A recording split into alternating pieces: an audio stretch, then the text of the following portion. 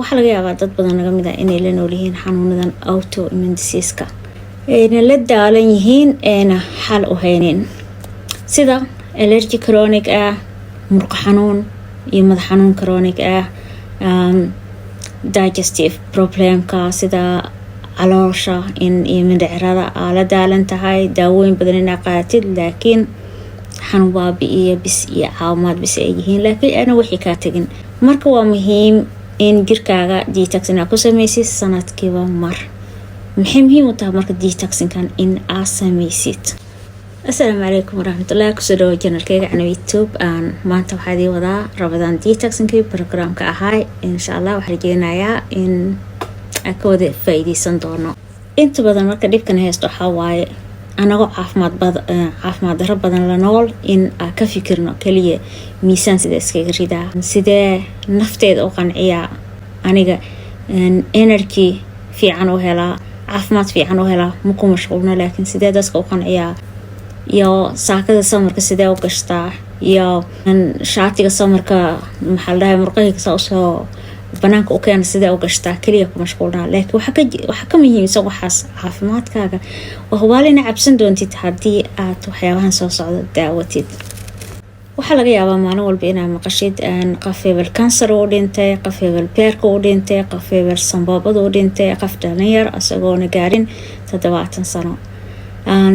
marka ma ogtahay unugyada jirkaaga dhaawac badan inuu kasoo gaaro sunta iyo qiica hawada lagu sii daynayo sida warshadaha baabuurta kale, shiishada iyo sigaarka lagu aqriicinayo maanta dhan. qofka cabayo ogow adiga ayaa ka daran markii aa jiidid ayadana sanbabadaada dhaawac weyn inay ku keeni karaan oo kansarna aa halis weyn ugu jirtid.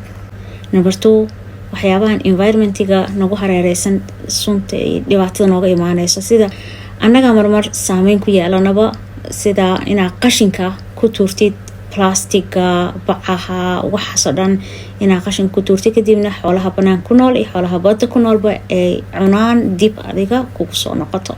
adduunka waa circle ogow. Number 3, cuntada la modify gareeyo warshadaha business waa adduunka maanta.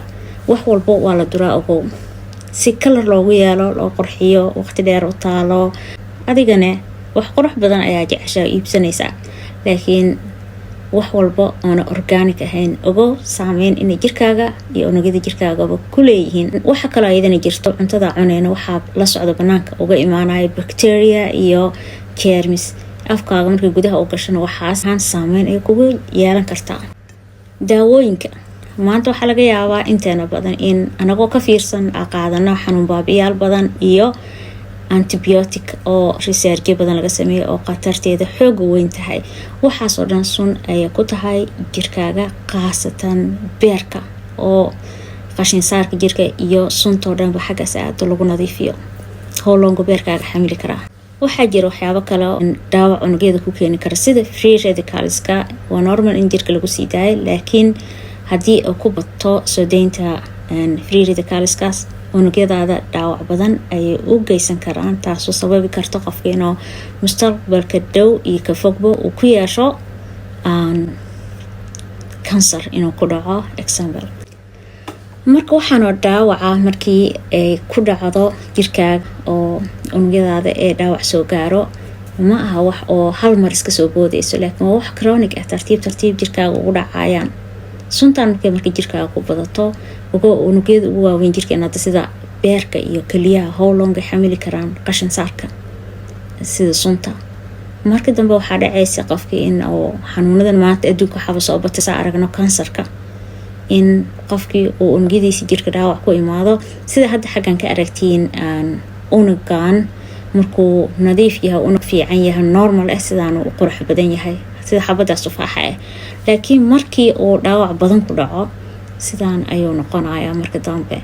waana halista caafimaadka cimrigaaga in uu gaabto waxyaabaha kugu sababi karto. marka muhiimada ay leedahay jirkaaga inaa nadiifisid, detoxin samaysid sanadkiiba mar. waxa waaye waxaan oo dhaawac ah ay ka hortag u tahay. waxyaabaha ku detoxin gareyn karaa marka jirkaaga mise ku nadiifin karaa. next video labadii Ramadaan horena waan soo sameeyay way ku jirtaa YouTube-kayga. next video la soco sida aan u sameeyay Ramadaankaana. السلام عليكم. وحرجينا هدي أكاش إنا نقصو بيرتد أصحاب عصب كمين نقطت نو لايك ريسيت سي قد بسيدة كلا قيبستي. السلام عليكم ورحمة الله.